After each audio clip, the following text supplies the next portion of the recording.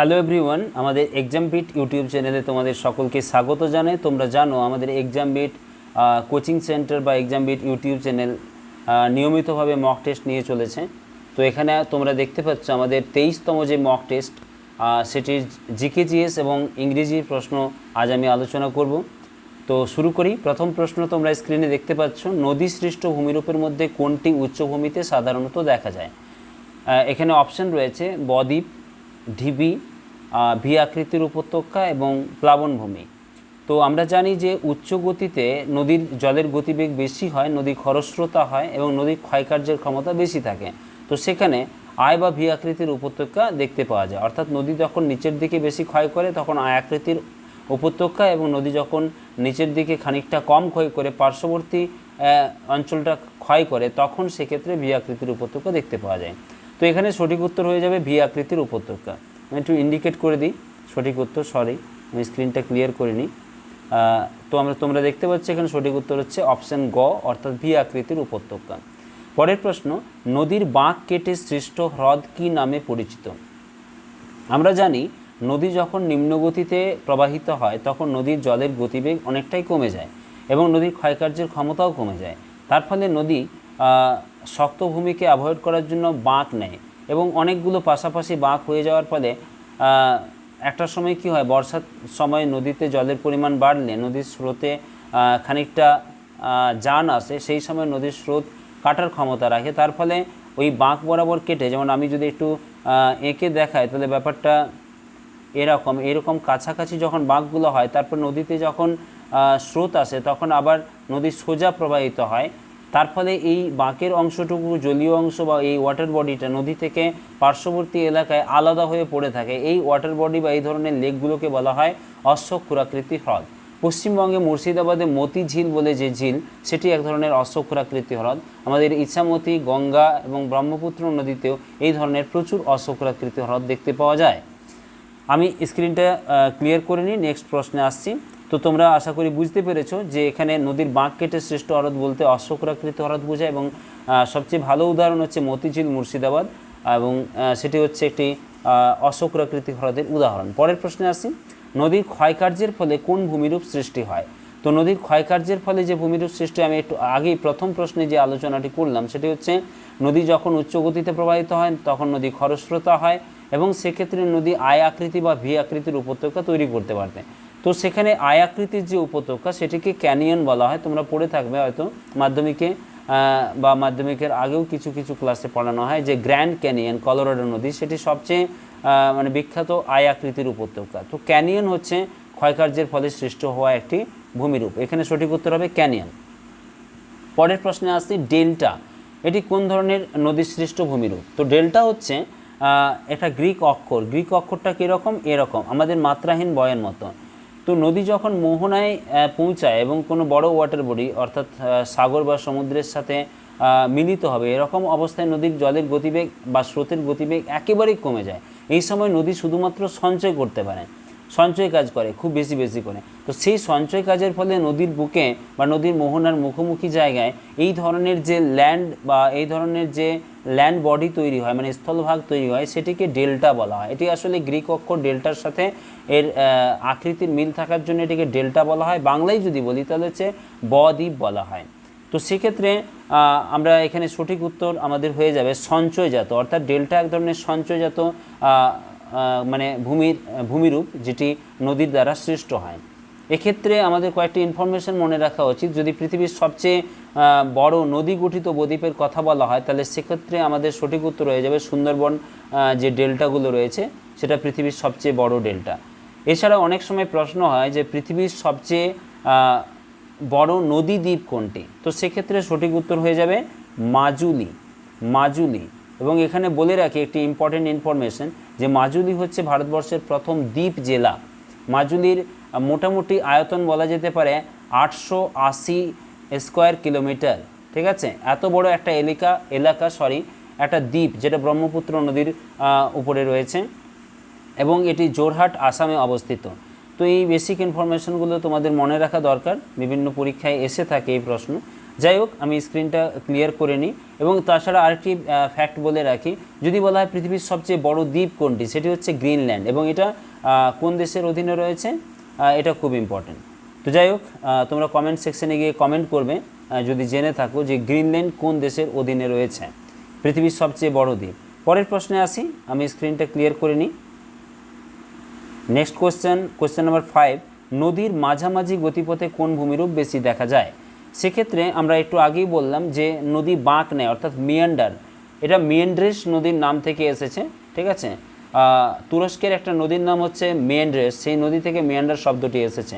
নদী যখন বাঁক নেয় তখন নদী একদিকটা কাটে, হয়তো নদী যদি বাঁ দিকটা কাটে তাহলে ডান দিকে সেই সিল্ট বা সেই সেডিমেন্টসগুলো গিয়ে জমা হয়, আর ডান দিকে জমা হয়, এবং আবার বাঁ দিকে কাটে, ডান দিকে কাটে, বাঁ দিকে জমা হয়। এইভাবে যে বাঁকগুলো দেখতে পাওয়া যায় সেইগুলোকে বলা হয় মিয়ান্ডার। অর্থাৎ নদীর মাঝামাঝি গতিপথে কোনো ভূমিরূপ দেখা যায় সেটি হচ্ছে মিয়ান্ডার। নেক্সট কোশ্চেন হচ্ছে নদীর সঞ্চয় কার্যের ফলে সৃষ্ট ঢিবি। এখানে বলে রাখি, খুব ইম্পর্ট্যান্ট, এখানে সঠিক উত্তর হয়ে যাবে লেভি। লেভি কথাটির বাংলায় অর্থ হচ্ছে স্বাভাবিক বাঁধ। তোমরা বাংলায় স্বাভাবিক বাঁধ পড়ে থাকবে। অর্থাৎ নদী যদি এরকম একটা নদীর বডি হয়, ওয়াটার বডি হয়, সেক্ষেত্রে প্লাবন যখন হয় তখন বন্যার সময় নদীর সিল্ট বা সেডিমেন্টগুলো দুপাশ বরাবর জমা হয়। অনেক সময় কি দেখতে পাওয়া যায়, নদীর সেই সিল্ট বা সেডিমেন্ট জমা হয় এরকমই নদীর পাশাপাশি ঢিবির আকার নেয় এবং নদীকে কাভার করে। অর্থাৎ নদীর প্লাবনের যে অতিরিক্ত জল, সেই অতিরিক্ত জলকে নদীর পার্শ্ববর্তী এলাকাকে প্লাবিত করতে বাধা দেয়, এবং তার ফলে বন্যার হাত থেকে পার্শ্ববর্তী এলাকার মানুষজন রক্ষা পায়।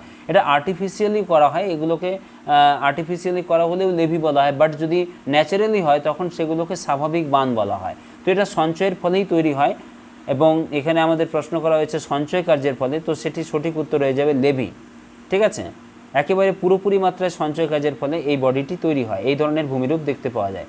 নেক্সট কোশ্চেনে চলে যায়, কোশ্চেন নাম্বার 6 যদি আমরা দেখি তাহলে হচ্ছে নদীর সঞ্চয় কার্যের ফলে সৃষ্ট ঢিবি কী নামে পরিচিত? তো এটা হচ্ছে লেভি, এটা নিয়ে আলোচনা করলাম।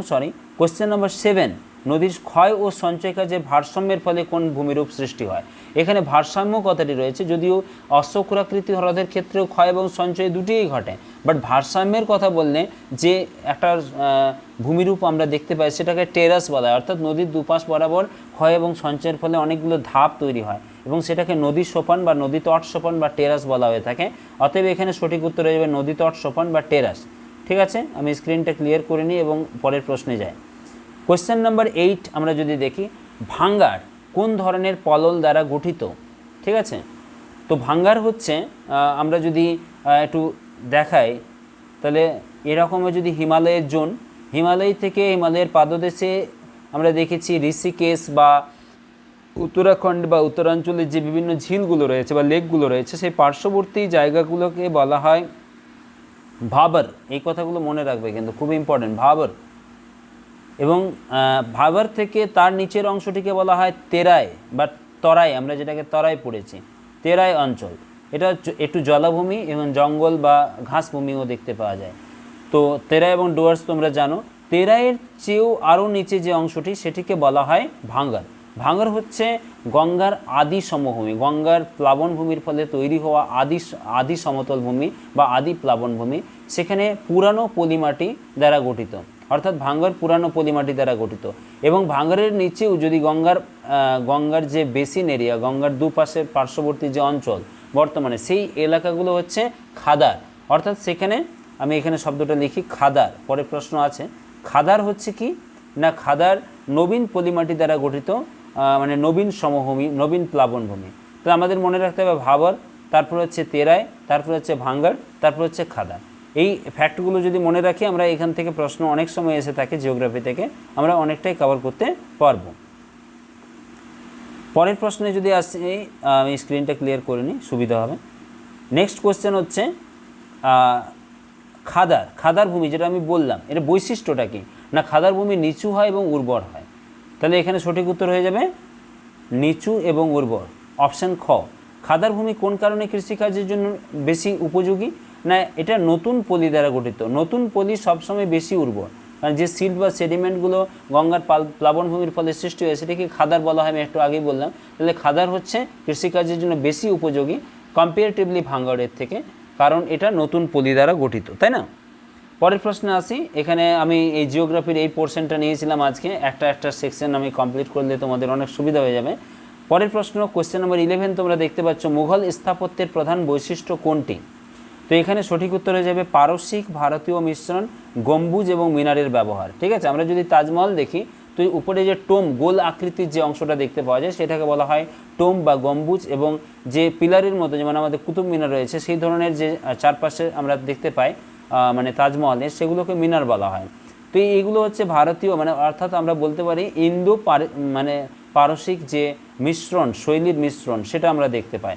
ভারতীয় শৈলী বলতে কি, যেমন পদ্ম ফুল বা বিভিন্ন পাতা বা বিভিন্ন জন্তু বা পাখির যে অলঙ্করণ বিভিন্ন মোগল স্থাপত্যের উপরে, সেটা হচ্ছে ভারতীয় শৈলী, এবং সেই ভারতীয় শৈলীর সাথে গম্বুজ এবং মিনারের যে একটা কম্বিনেশন, সেটা আমরা মুঘলকাল বা সুলতানাত আমলে দেখতে পাই।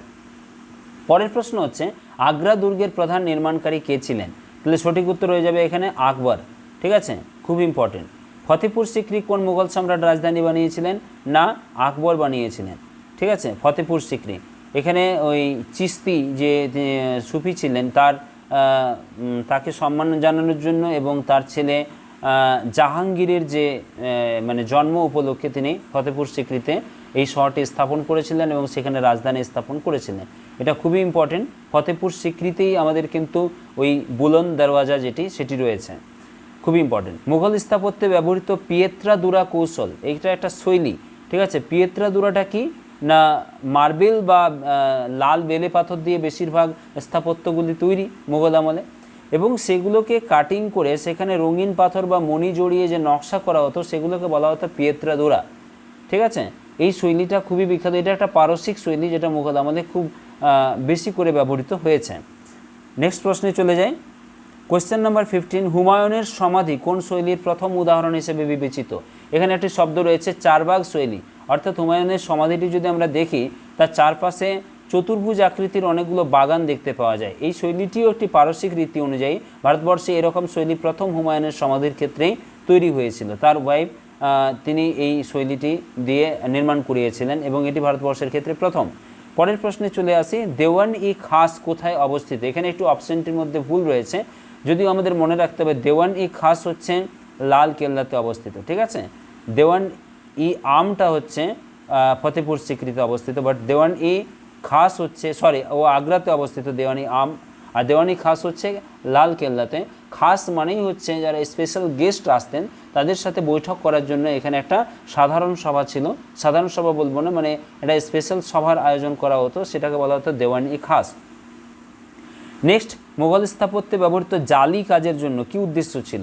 না, আলো এবং বায়ু যাতে আসতে পারে, চলাচল করতে পারে, এই জন্য যে মানে যে স্থাপত্যগুলো দেখতে পাওয়া যায় সেখানে পাথর কেটে জালি তৈরি করা হতো যাতে করে আলো এবং বায়ু চলাচল স্বাভাবিক হতে পারে। পরের প্রশ্ন হচ্ছে, জামা মসজিদ কে নির্মাণ করেছিলেন? তো জামা মসজিদ নির্মাণ করিয়েছিলেন দিল্লির জামা মসজিদ যে নির্মাণ করিয়েছিলেন শাহজাহান। ঠিক আছে, শাহজাহান দিল্লি। বাট যদি বলা হয় আগ্রাতে জামা মসজিদকে নির্মাণ করেছিলেন তাহলে শাহজাহানের বড় মেয়ে যিনি, আমার নামটা এই মুহূর্তে ঠিক মনে আসছে না, তিনি নির্মাণ করিয়েছিলেন জামা মসজিদ। ঠিক আছে, পরের প্রশ্নে চলে আসি, তাজমহলের গম্বুজ কোন ধরনের স্থাপত্য শৈলীর প্রভাব বহন করে?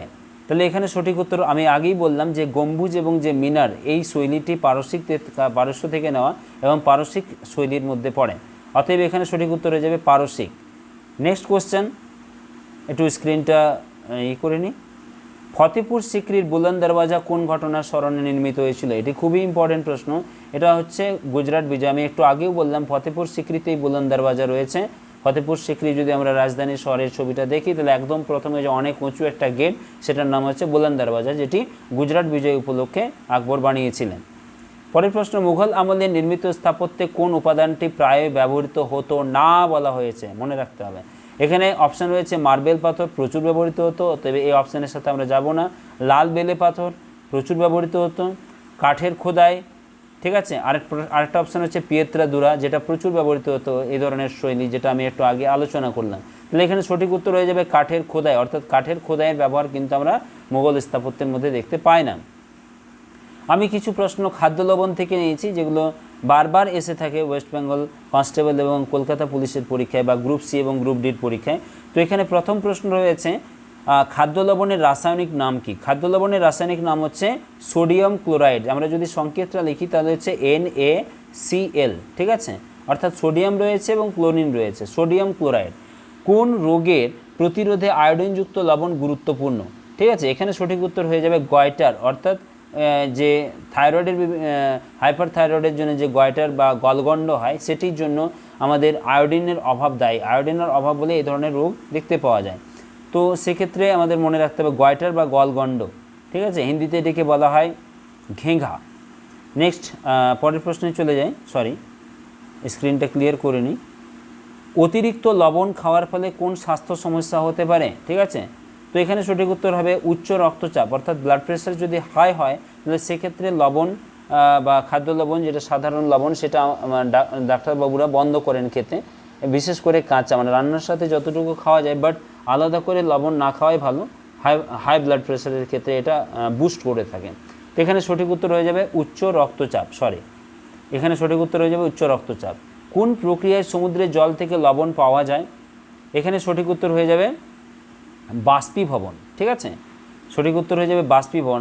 অর্থাৎ আমরা যদি বাকি অপশানগুলো দেখি, পাতনটা কি না ডিস্টিল করা, অর্থাৎ জলের মধ্যে কিছু অবাঞ্ছিত কিছু আছে বা সলিড কিছু আছে, আমরা জলটাকে যদি গরম করি জলটা বাষ্পীভূত হয়ে যাবে এবং আবার ঠান্ডা হয়ে আবার আমরা সেটাকে তরল অবস্থায় পাবো ঘনীভবন করে, সেই প্রক্রিয়াটাকে বলা হয় পাতন।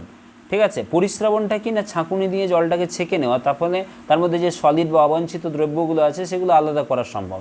ক্রিস্টালাইজেশনটাও ঘটে এক্ষেত্রে, বাট আমরা দেখব যে প্রথমে বাষ্পীভবন ঘটে, অর্থাৎ লবণটা কি, লবণটা একটা সলিড বাট সেটা দ্রবীভূত হয়ে জলের মধ্যে আছে, কিন্তু যদি বাষ্পীভবন হয়ে যায় তাহলে জল অর্থাৎ তরলটা কি হচ্ছে, লিকুইডটা মানে ভ্যাপার হয়ে চলে যাচ্ছে, তার ফলে পড়ে থাকছে কোন অংশটা, যখন পড়ে থাকছে সেটা ক্রিস্টালাইজড হচ্ছে, সেটাকে লবণ বলি। বাট ক্রিস্টালাইজডটা পরের প্রক্রিয়া, প্রথমে কিন্তু বাষ্পীভবন হচ্ছে বলেই সেটা ক্রিস্টালাইজেশন হচ্ছে।